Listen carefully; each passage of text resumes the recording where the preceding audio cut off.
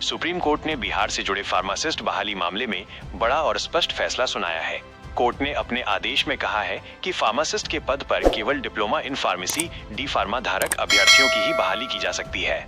इस मामले में पटना हाईकोर्ट के फैसले को चुनौती देने वाली सभी याचिकाओं को सुप्रीम कोर्ट ने खारिज कर दिया है।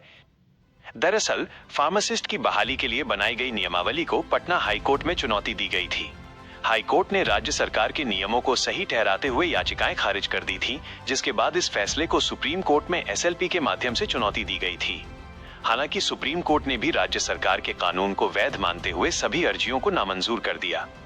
सुप्रीम कोर्ट ने स्पष्ट किया कि फार्मासिस्ट पद के लिए न्यूनतम शैक्षणिक योग्यता डी फार्मा ही होगी। बी फार्मा और एम फार्मा डिग्री धारक अभ्यर्थी फार्मासिस्ट के पद के बजाय अन्य उच्च पदों पर नियुक्ति के लिए स्वतंत्र हैं, लेकिन फार्मासिस्ट पद पर बहाली केवल डी फार्मा योग्यताधारी अभ्यर्थियों की ही होगी।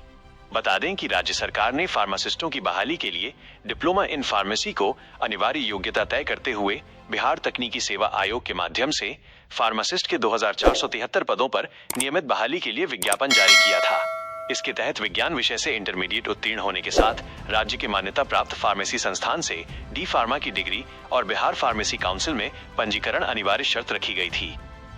राज्य सरकार ने यह भी स्पष्ट किया था कि जिन अभ्यर्थियों ने डी फार्मा के बाद बी फार्मा या एम फार्मा की डिग्री प्राप्त की है, वे भी फार्मासिस्ट पद के लिए योग्य माने जाएंगे, बशर्ते उनके पास डी फार्मा की मूल योग्यता हो। इसके अलावा बिहार सरकार ने बिहार फार्मासिस्ट संवर्ग नियमावली 2014 में संशोधन करते हुए चयन प्रक्रिया को और स्पष्ट किया है, जिसके तहत 75 अंकों की लिखित परीक्षा और 25 अंक अनुभव के लिए निर्धारित किए गए हैं। सुप्रीम कोर्ट के इस फैसले से फार्मासिस्ट बहाली को लेकर चल रहा विवाद पूरी तरह समाप्त हो गया है।